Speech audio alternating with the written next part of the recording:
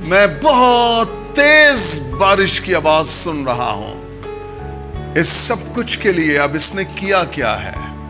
یہ پہاڑ پر چڑھ گیا ہے. اس نے اپنے آپ کو دنیا سے الگ کر لیا ہے. میں آپ کو بتاؤں، پہاڑ خدا کی نظر میں بڑی خاص جگہ ہے. خداوند کہاں پر جا کر ساری رات دعا کرتا تھا؟ پہاڑ پر.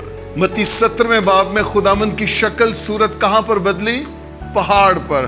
ٹرانسفیگریشن کا جو واقعہ جہاں پر خداوند کی حیت بدل گئی، وہ کہاں پر تھا؟ پہاڑ پر تھا.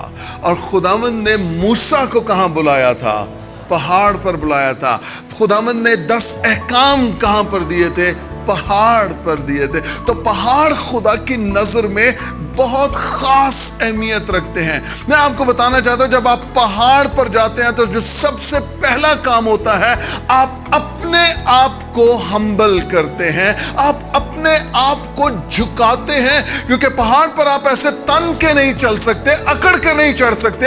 پہاڑ پر چڑھنے کے لیے آپ کی کمر کو جھکنا پڑتا ہے. آپ کو اپنے آپ کو جھکانا ہے، اپنے آپ کو عاجز کرنا ہے. چڑھنا اوپر ہے، جانا اوپر ہے، لیکن اپنے آپ کو عاجز کرنا ہے.